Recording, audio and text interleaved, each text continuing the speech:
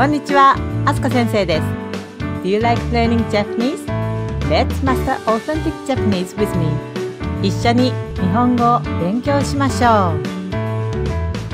Recently, I uploaded a short video on YouTube to show the method how to improve your Japanese speaking. And one of the viewers left a comment. Thanks for the video. This is a great method to get good at speaking. Creating sentences on the fly was really difficult for me in the beginning, so I wish I'd known about this method back then. コメントありがとうございます。Thank you for the lovely comment. I'm glad to know you find it helpful. In this podcast, I'll give you a detailed explanation of this method. Once you learn it, you'll find it much easier to speak Japanese. Before we start, let me give you a notice. The University of Southampton starts online summer intensive language courses at the beginning of July. And I teach the Japanese course. It's online, so you can attend at your home. This course is a practical travel-themed Japanese conversation course designed to introduce you to the basics of the Japanese language and culture. It's perfect for beginners who want more conversation practice and prepare for your next Japan trip. Do you want to speak when you go to Japan? Or do you know someone who might be interested in it? Then this course is for you or your friend. The booking is open now. Please get more details and reserve your space at funjapaneselearning.com/JulyOnline. You can find the link on this podcast episode description. Most learners struggle with speaking Japanese. It's actually not your fault. I know it sounds a bit strange, but you find it difficult to speak Japanese because the Japanese language and the English language are totally different. The most notorious parts are word order and particles, yes. In English, you say, for example, I drink coffee. But when you speak in Japanese, the word order will be like this. I, coffee, drink. The word order is so different that it confuses your brain. If you try to make a sentence from scratch, maybe your brain works like this. Okay, I want to say I drink coffee. How should I start? The word I is watashi and drink is nomimasu. Yes, I think it's correct. And what's the word for coffee? Kohi. Okay. Wait, what kind of particle should I use? Wa, de, or o?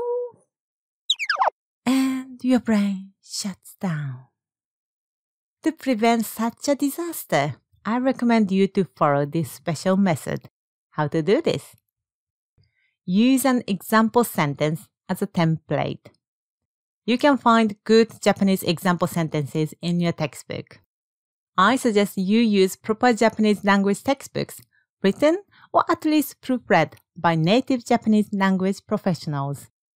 Please do not use manga or anime. They can contain childish or rough Japanese expressions that may not be appropriate for our daily lives. Can you find your Japanese textbook? Great! Now I show you each step. First step, memorize an example sentence. For example, let's pretend you find this example sentence in your textbook. I make it very simple, okay? 映画を見ます. I watch a film.